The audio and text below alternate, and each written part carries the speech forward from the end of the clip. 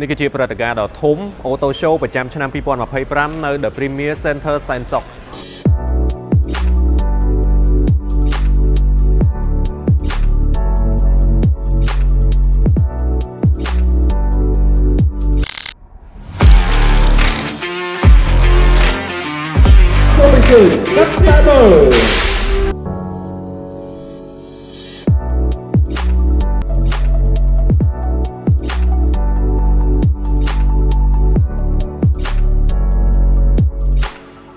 បងប្អូនអរគ្នានេះគឺជាប្រេងម៉ាស៊ីន Hyundai Xterra បញ្ជាក់បងប្អូនបន្តិចប្រេងម៉ាស៊ីននេះគឺបច្ចេកវិទ្យាក្នុងការផលិតគឺខ្ពស់ខ្លាំងមែនទែនស័ក្តិសមសម្រាប់ឡានភាគច្រើនចាប់ពីឆ្នាំ2010ឡើងបញ្ជាក់បងប្អូនហេតុអីបាទខ្ញុំសម្រេចចិត្តមកធ្វើវីដេអូជូនបងប្អូនទស្សនាដោយសារតែប្រេងម៉ាស៊ីននេះគឺមានទទួលស្គាល់ពីស្ថាប័នស្តង់ដារដូចជា API SP បាទ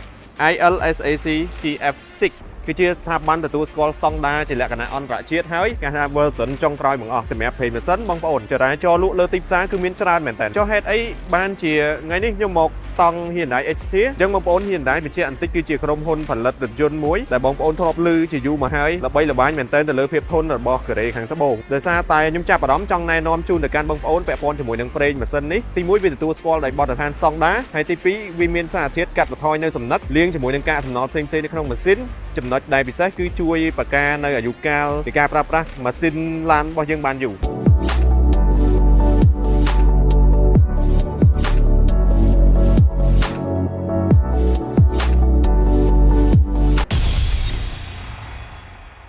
ក៏សូមបិទបញ្ចប់ត្រឹមប៉ុណ្ណឹងជួបគ្នានៅវីដេអូក្រោយ